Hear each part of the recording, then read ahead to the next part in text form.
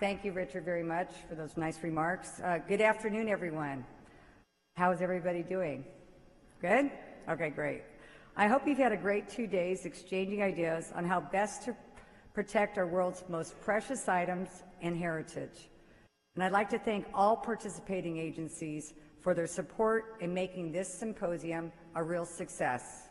I need to give a special shout out to my team at the Cultural Heritage Center, especially Erin Concours. Erin, where are you? Erin, there you are. Thank you. Thank you, Erin. Erin's been working on putting together this symposium together for months, so thank you. As chair of the Cultural Heritage Coordinating Committee, the CHCC, I'm excited to be here today to discuss how cultural heritage can be leveraged as a tool in our nation's foreign policy. As our foreign policy changes, so do our methods and practices to preserve and to protect cultural heritage. Today, you'll hear from a distinguished panel on how they've applied those practices and tackled these issues at their posts abroad. We appreciate the essential value that preserving cultural heritage has, and it helps us understand our individual and our collective identity. It helps us remember who we are and where we come from. It promotes stability, economic development, and good, peaceful governance in our partner countries. As terrorists and criminal networks have looted and destroyed cultural heritage sites, as well as trafficked cultural heritage to finance their operations, we have come to appreciate the direct impact cultural heritage work has on our safety and our security. Today, you will hear some amazing stories on how cultural heritage is our legacy to humankind. Now, before I introduce our panel, I'd like to start with showing you some wonderful pictures from American photographer Tom Till, who is supported by the U.S. Ambassador's Fund for Cultural Preservation. His stunning photos from the ancient Silk Road in Central Asia illustrate how this treasured area is still bringing people and diverse cultures together. It also represents our joint commitment and efforts to address common challenges faced by the United States and the 5 Central Asian states. Aren't these photos absolutely beautiful? They're amazing. Tom, is he here? If not, we should still applaud him. That's what I think. Yay, thank you. Now, before I move on to our panelists, I'd like to briefly touch on our good work in the Western Hemisphere and Africa, since we do not have representatives from those regions here with us today. I hope these photos will help convey some of the impact generated by the hundreds, literally hundreds of cultural heritage programs and projects across both of those regions. Here are some classic period Maya cave paintings from the Petén region of Guatemala. Looting and trafficking of ancient objects are a major concern for Guatemala and for the Western Hemisphere. We've been working for a number of years with the governments of Guatemala, Colombia, and Peru, and others in the Western Hemisphere to preserve and protect their cultural heritage through a combination of cultural property treaties, training for law enforcement, and direct grants in support of conservation and protection. In Africa, South Africa, and Mozambique in particular, we are working with governments and their partners to combat the looting and trafficking of objects recovered from slave shipwrecks just off their shores. We're also learning about the similarities of the global slave trade and the human trafficking crisis today. And finally, I'd like to underscore something President Trump said at the 2017 Arab Islamic American Summit about cultural heritage. He said, "The Middle East is rich with natural beauty, vibrant cultures, and massive amounts of historic treasures. It should increasingly become one of the great global centers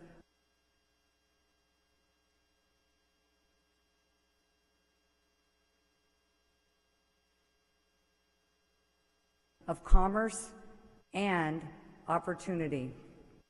I agree with the President. The same could be said about all of the regions represented here today. And now, I'd like to introduce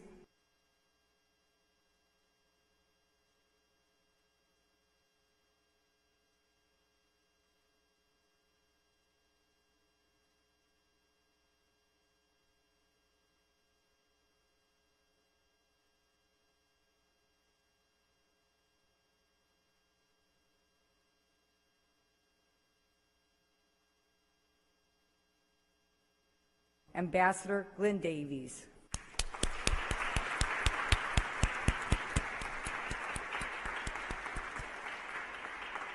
Our second panelist is the current United States Ambassador to Bosnia and Herzegovina, Maureen Cormack, and she'll speak to the department's work in Europe.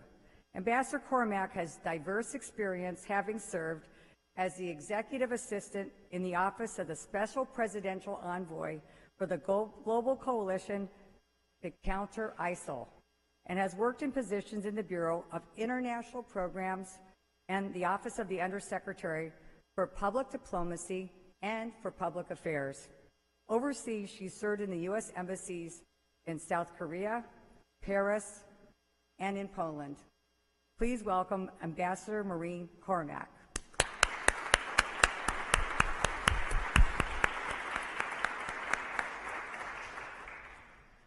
And our third panelist had just returned from her tour as the United States Ambassador to Nepal, where she took part in an epic effort to rebuild architectural treasures following the 2015 earthquake. But I let her tell you more about that. She will soon depart Washington, D.C. to assume her position as Ambassador to Sri Lanka. She served in the State Department's Office of Policy, Right-Sizing, and Innovation, where she championed innovative ways to reform the department's bureaucracy and improve knowledge management and data use, and in positions covering South Central Asia, including Afghanistan and Pakistan. Please help me welcome Ambassador Ilana Teplitz.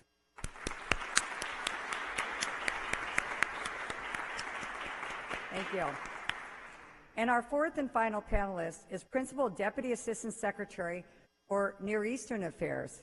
She most recently served as our United States Ambassador to Algeria and has deep experience in the Near East and North Africa region. In our Office of Egypt and Levant Affairs and Office of Israel and Palestinian Affairs, as well as serving at the U.S. Embassy in Tripoli, Libya. Please welcome Principal Deputy Assistant Secretary Joan Polashik.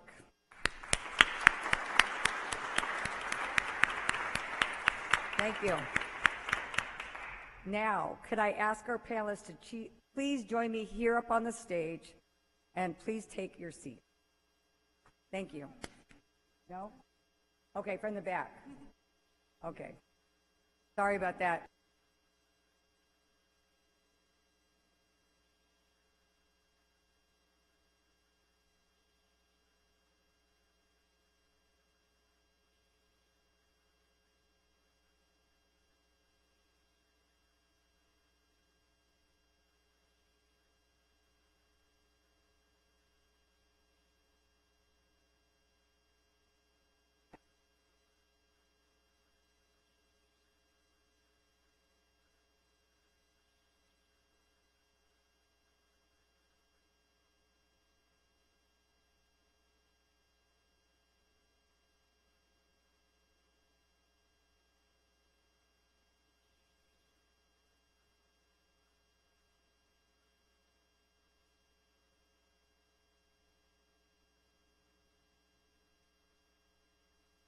Here to open up our exhibition that I'm going to say a little bit about today.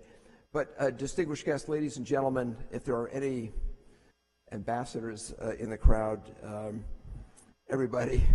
Yeah, you get used to saying that when you address a group. Welcome to this incredible session. It's fantastic. This room is so inspiring. All this historic, or what's it called? The megafauna, charismatic megafauna that's up on the walls. Not to mention all you guys. But so great to share the podium with so many distinguished colleagues from the State Department.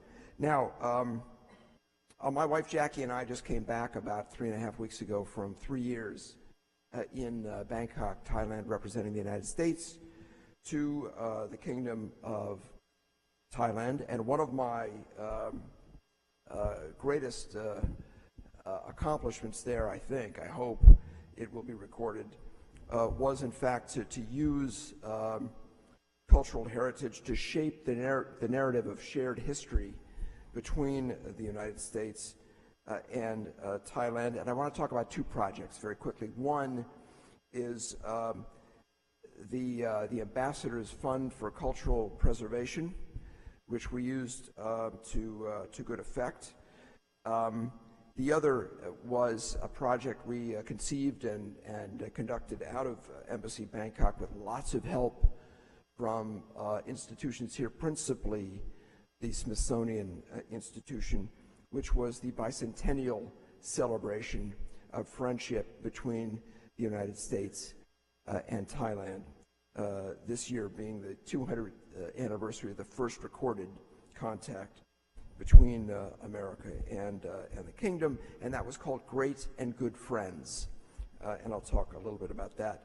Now, why did we feel moved to do this? I mean, Bangkok is our largest embassy in Asia. It's our largest embassy in the world outside of a war zone. 49 agencies, 3,000 people. We do all kinds of things. We've got a huge military component, 8 law enforcement agencies. 1/5 of our people do health work on AIDS and Zika and malaria and all the rest of it. So why this deep dive? Why did we do this? Why get into cultural diplomacy? Because we had a need. We had a need at the dawn of the 21st century in Bangkok, the capital city of our only ally in Southeast Asia. At the dawn of the 21st century, Thailand was suffering from something familiar to all of us, which is they were having all kinds of challenges figuring out how to configure themselves, how to confront, how to deal with the challenges of the 21st century, and a new generation coming up which had no reason to think there's anything special about the relationship with the United States. China on the march, lots of pressures and challenges, and we wanted to find a way to recast the narrative of our relationship by telling a story or a series of stories. And I think the 2 projects that I'm going to talk about, our preservation of Wat Chai Wat Naram, which is one of the most beautiful temples, a 17th century temple in the capital, the old capital city of the Kingdom of Siam, Ayutthaya, number 1, and number 2, this project to celebrate 200 years of friendship.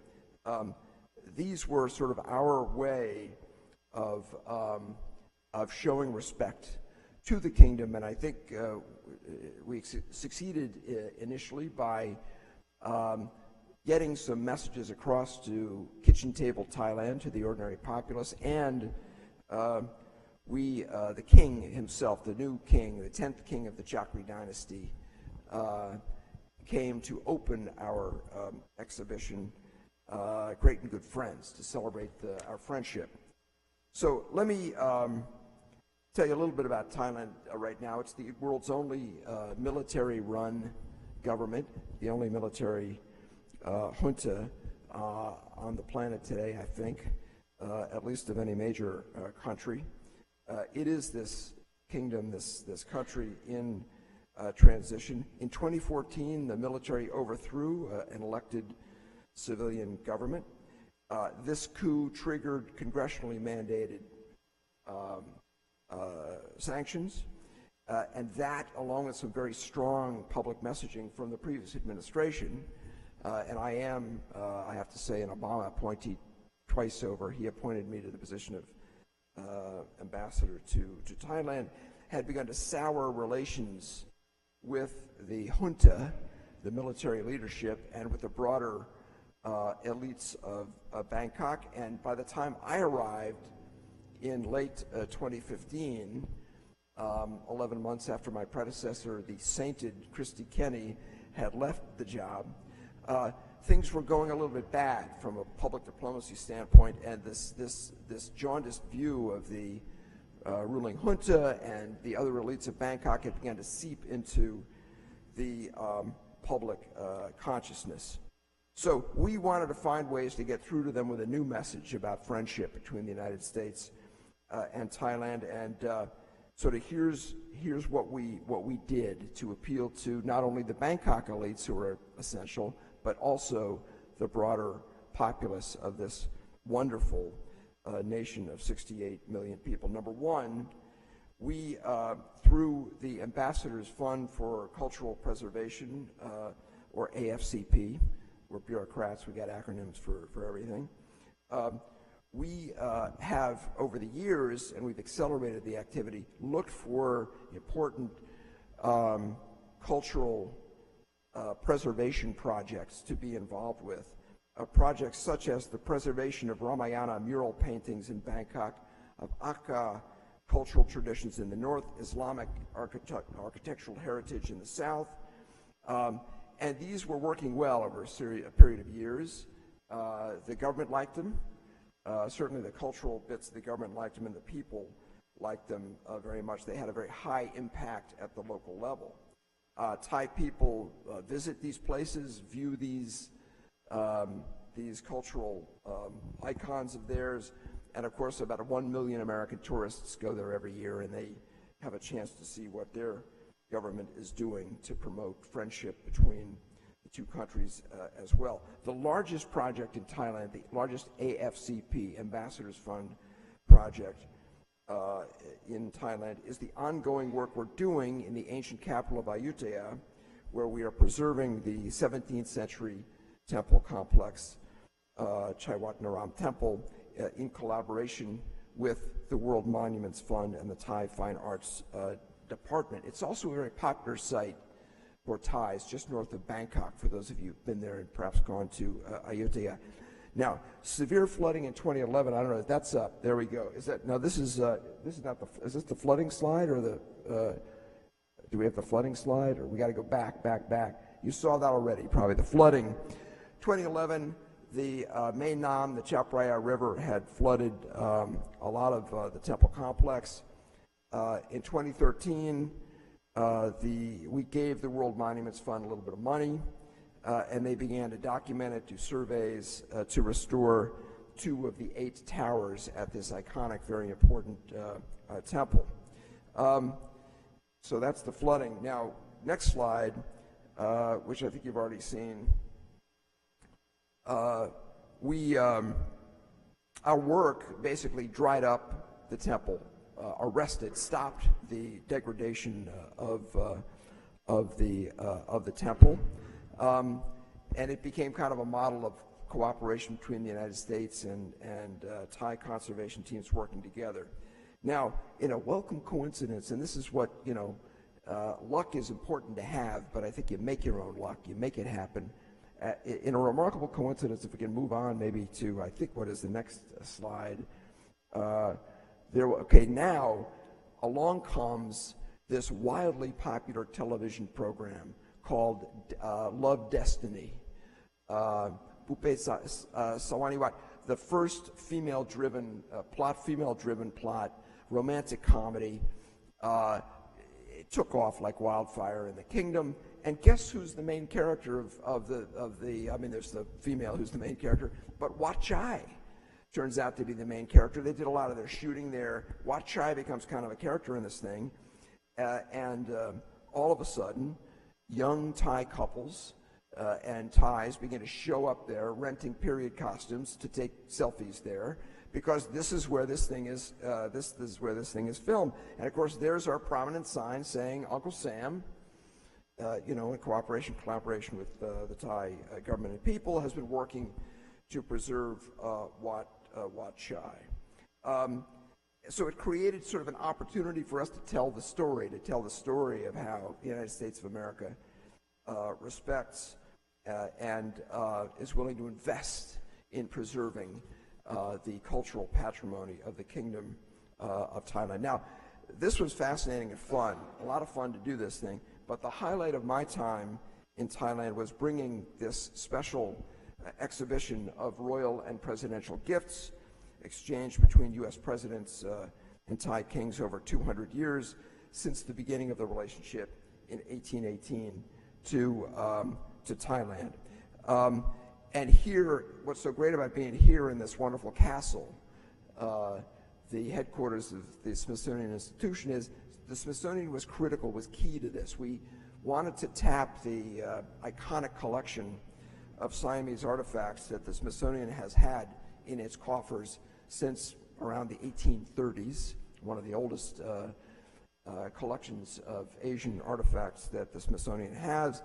And the Smithsonian, along with the Library of Congress, along with the National Archives, and 10 presidential libraries all came on board for what I think was a bit of a unicorn in cultural diplomacy. The first time that this, concatenation of national level cultural historical institutions had sort of come together to help us out in gathering together the artifacts to put together this rare collection of exquisite gifts and historic documents to tell the story. Now, the story in brief, super quick: 1818, ship captain Stephen Williams, June of 1818, he's in a ship. It takes him a year to get to Thailand. He's coming to buy sugar because the War of 1812 dried up our sources of sugar in the Caribbean, and so they were going that far afield for this precious commodity. He sails up the Gulf of Thailand. America's this young, little new experimental country. There's this old established kingdom there to do a deal to buy some sugar. Gets conducted into the court of Rama II. This is very close to the dawn of the Chakri dynasty, and he hits pay dirt. He is conducted into the court of Rama II.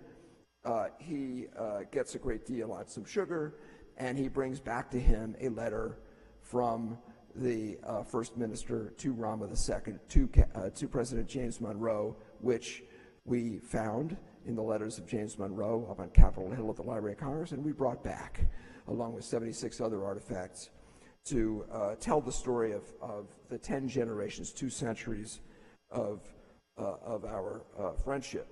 So the Great and Good Friends exhibition became the centerpiece of this year-long, still going on, bicentennial celebration of our friendship. We called it Great and Good Friends because that was the salutation that Abraham Lincoln used to address His Majesty King Rama IV in February 1862, when the famous elephant letter was sent by King Mongkut, the king from King and I fame, who offered Lincoln elephants, a mating pair of elephants, to improve the internal commerce of the United States. It's a wonderful story.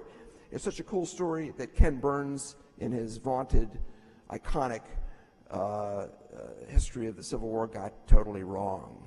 Burns said, and it's right there on YouTube for you to check out, that this was an offer of war elephants. It was not. It was more beautiful than that. It was an offer of elephants to improve the internal commerce of the United States of America. Ken needs to do more fact-checking, I think, with his stuff.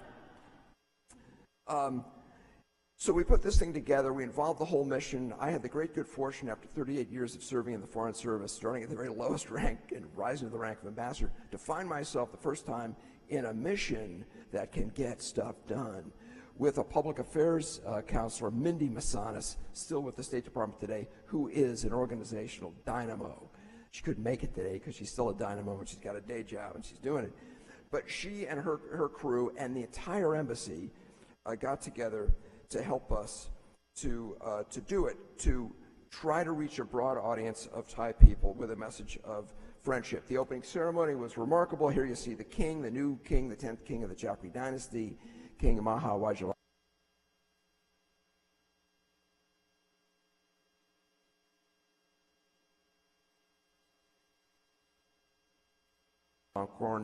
Bobitra Debiawarangun, who is sitting there, and I'm talking to him, and standing at attention.